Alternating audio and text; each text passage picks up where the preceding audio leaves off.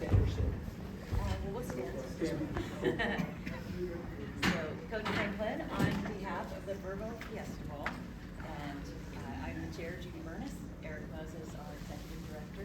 We are so excited to welcome you all the way from Happy Valley to the Valley of the Sun, where Penn State is already 7-0 in the Fiesta Bowl. So, let's see how we can do it this time. Yes, ma'am. Thank you so much. Congratulations. Congratulations. Appreciate it.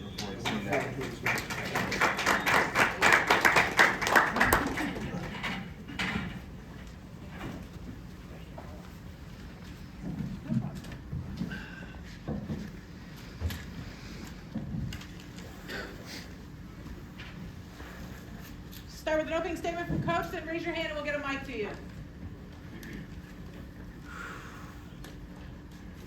So like always, I want to thank you guys for covering Penn State football. We appreciate that and we don't take it for granted. And I don't just come in and say that each week, I mean it. I want to thank the fans. It was phenomenal. The environment was phenomenal. The turnout was unbelievable. We have the second largest stadium in college football, fourth largest stadium in the world, and 99% of the stadium was filled up with our fans, and it made a huge difference. A lot of the other games had some built-in advantages in terms of the distance between the two teams. So the fact that we filled that thing up with 106,000 fans, predominantly all of ours, is significant, and I don't want that to come off the wrong way. I got a ton of respect for SMU. I got a ton of respect for Coach Lashley, but it was impactful today, and it's really like that all the time. From the spring game with 75,000 plus, all the way through this season, we get tremendous support, and we don't take that for granted. So fans, alumni, lettermen, the community, phenomenal. And again, we don't take that for granted. Just because I don't want to forget this at the end, our women's volleyball program and Katie, they're playing for the national championship tomorrow. We wish them all the luck in the world. They've had an unbelievable season, obviously, and that game, that they played where they were down by 2 and came back 3 sets, was just crazy. So I think that's one of the special things about being at Penn State. There's so many sports and so many coaches that are thriving. Big part of that is our leadership with Pat Kraft and Neely Bendapudi. So we don't take that for granted whatsoever, but we'll be screaming and hollering and watching and supporting Katie and our women's volleyball program. Kind of summarizing the game, maybe the best performance on the defensive side of the ball that I've seen in a half. We talk about 3 interceptions, 2 for touchdowns. That's why you recruit linebackers that played running back. That was phenomenal, and took a little bit of time for our offense to get going, but obviously once we did some great things. Specifically, got the run game going, which was important for us. 12 wins in a season for the 4th time in school history. Joining the 1973, 1986, and 1994 teams. 33 wins over the last 3 seasons. 2nd time in program history. Last time that was done is 1971 to 1973. So, ton of cool stuff to be proud of. You look at the stats that we focus on. The takeaway battle was big. 3 turnovers to 1. Explosive play battle, we won that. 3rd down battle, we won that. We tied the sack battle. The penalty battle, we won. That's a whole other conversation. And then the middle 8, we won the middle 8. So, ton of cool stuff. I can go on and on and on. But we got a team win, led from our defense in the beginning of the game. At the end of the game, it was the team win. Offense, defense, and special teams. So, look forward to answering you guys' questions. And again, I appreciate the coverage that you guys have given us all year. Open up the questions. We'll start with Rich to your right. James, on your right. Andrew. What is it about Dom DeLuca, who seems to have a knack of stepping up at the appropriate time, And is that something that you saw in him when you recruited him? Yeah, Dom's he's a baller. You're talking about a guy who was Pennsylvania Player of the Year, won a state championship on a torn ACL, gray-shirted to be able to come here, came as a walk-on, earned a scholarship, and what a shame that there may not be more stories like this in college football with the 105 rule. Dom DeLuca may not happen at Penn State. So I love Dom and Mom and Dad. I think he's a tremendous example for all of our players on the team. He's got a smile on his face. He's appreciative. He works his tail off. Trusted us when we talked about the positions that we wanted to play him. And whatever role we've asked him to do, he's done it 100 miles an hour. So there's a ton of changes in college football, but this is one of these that I'm struggling with because there's been so many special stories over the years of walk-ons, whether they've earned a scholarship or not. They've been just such a significant part of the game and our history. So it breaks my heart a little bit that maybe Dom isn't here, if these rules were in place. So just a tremendous young man. He's a captain. He's awesome. He's awesome. Go Andrew on the left here. Coach, over here, I also wanted to ask about Dom. I believe after he had surgery on his knee in high school, he called you very emotional. You told him he'd be back bigger, stronger, better than ever. What does it mean for you now to watch him and have this kind of moment in this stage? Yeah, it's awesome, right? We talk about the journey a lot in our program, and everybody's journey's different. Everybody's race is different. You got to run your race and maximize the opportunities that you get, and I think he's a great example of that. And I think it's obviously also the medical team that we have here. This isn't the old days. You can come back from these things better than ever before. And Wayne Sebastianelli does a phenomenal job for our student athletes. And, I think Dom's a great example of that. But I love the guy. I love the guys in that locker room.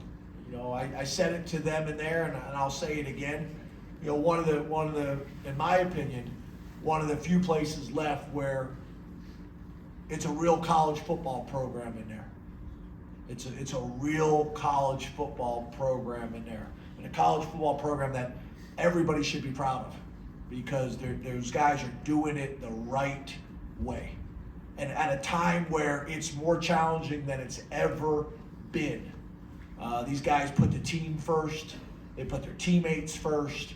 They sacrifice. A lot of distractions right now, and these guys could have played for Penn State in the 90s, the 80s, the 70s, and the 60s. No disrespect to the 50s, but they could have played there too. But I'm proud to be their head football coach. Brendan and then Allie. James, on your first defensive series, there seemed to be some miscommunication and some emotions running pretty high. What flipped that you guys were able to kind of rebound from that and then just play so dominantly the rest of the way? First of all, they're good. They're very, very good on offense. And I don't know if he is or not, but that quarterback, I think he's related to Lamar Jackson. Like that's how he plays. That's how we felt about him on film. He is a dynamic, scary athlete. Combine that with the tempo that they were going extremely fast. One of the things that I think happens sometimes that I don't think necessarily people understand is different conferences, how quickly they spot the ball, the tempo of the game. It's different. That's why when you get to these bowl games and things like that, it can be very, very different in how the game is managed. And I don't mean that as a knock on anybody. I'm just telling you, it was fast today. Combination of them and how they run their offense and what they do did a great job. and we need to get settled down. We didn't face that a whole lot this year. We tried to simulate it in practice by going good on good, but it's one thing to go 6 plays doing it. It's another thing to do it, against that type of team who does it for a living. And obviously their head coach does a phenomenal job with it, and that's his reputation. So we just had to get the guys settled down, get their cleats in the ground, get the calls in, execute the calls. And then once we did that, then, I thought although we didn't get him on the ground as many times as I think we could have, we impacted him dramatically. And I thought, like, even the one that Smith-Vilbert had where he didn't make the sack, but he kept contained. He did not allow the guy to get outside, kept him in the pocket. He just kept running around. Those things were huge. Our pass rush lanes were disciplined and productive today. We needed that against one of the more dynamic quarterbacks in the country. Allie and then Neil. James, you just mentioned the other generations of Penn State players that have come before. In the generation of greatness uniform. There it is. But I think when it comes to making history at a place like Penn State, it's so difficult. You just got your 100th win. I think when you think about the magnitude of this moment for pushing this program forward, can you comment on how big getting your first win in the college football playoff is for this program, where you guys are in the recruiting battles and college football in general, just the emotions and something like that? This team clearly makes you emotional. Yeah, I think what I would say is I remember in training camp just talking to the guys about, like, I wanted these type of moments for them. I want them to experience what it's like to win a Big Ten championship and play in that type of game and in that stadium and in that environment. Obviously, talk about, battling like everybody in the country to try to either get a bye-in week 1 or a home game. We were able to do that. To watch Sal leaving the field today, like he was taking the moment in. It's his last game at Beaver Stadium. He's played here for 9, 10, 11 years, however long he's been here. And he didn't want to leave the field. And not an emotional guy. He's emotional. It's emotional for all of us. A lot of college coaches I saw this week talking about, this is a 4-game season. It's not. It was a 1-game season with an average of 65 plays on offense, and 65 plays on defense, and 20 plays on special teams. And how you value those reps and how you prepare for those reps would give you an opportunity to play again. And we're in a 1-game season. And we just extended our season 1 more game, 65 more plays. I think we got 10 days or whatever it may be. And every one of them is like gold. And not only that, I also want them to get some time with their families for Christmas. You're trying to balance all of those things. These guys are going through it for, the freshmen for the first time, but even the vets, depending on what bowl game we played in, depending on the time of the year. Another New Year's 6 game, we played in a bunch of them. Dramatic pause, just everybody can take that in. We played in a bunch of them. My family, we're used to spending Christmas in hotels. Not everybody is. So we got to do whatever we got to do to put ourselves in the best position to win this game. But I also want to be respectful and thoughtful of these guys' families and the holidays as well. And we got a good plan for that. So, I appreciate you bringing up the 100 wins and all that kind of stuff. But to me, I'm at a point in my career, it's all about the players. It's all about the players, the staff. It's cool. Terry Smith, been there for every single one of them. Chuck Losey, every single one of them. So cool. Last 2, Neil and then Tyler.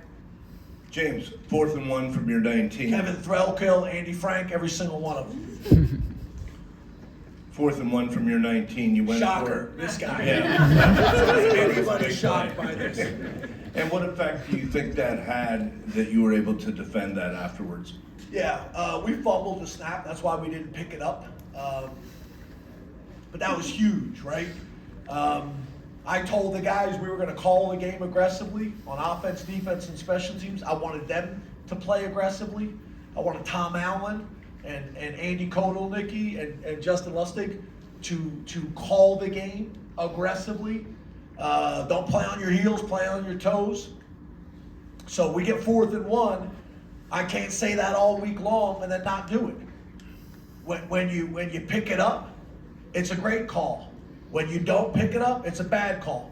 I bet you were tweeting your tail off up there. But the guys had the decisions back, and we were able to get it done. Obviously, huge plays in the game. We got to be able to pick up 4th and 1. And I'd call it again. I'd call it again.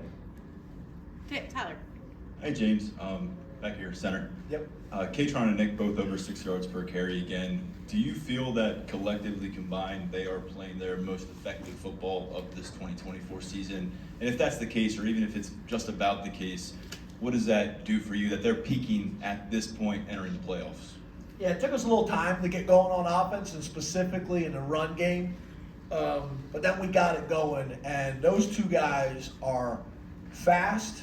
They're big. They're both 220-pound backs, and they're violent. And that one run where Nick scored a touchdown, I don't know if you guys heard it, but it was violent. And he came off, and I said, that was a violent run. And he screamed at me and used some words that I can't use in this setting. And he said, I'm a violent man. And I kind of agreed with him and backed up. But, they're playing behind an offensive line. It takes a ton of pride in doing their jobs for them.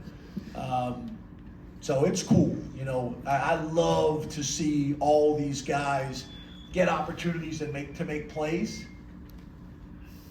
Get opportunities to make plays and to win and have success because they work so hard. You guys know this is a grind. We have turned college football into a grind. Used to talk about the difference between college and the NFL. It's essentially the same now. And it's a grind on the coaches. It's a grind on the players. It's a grind on the staff. It's a grind on the wives and the kids. So to see them have success is to me what it's all about. Thank you, Coach. Thank you. Thanks, Jim.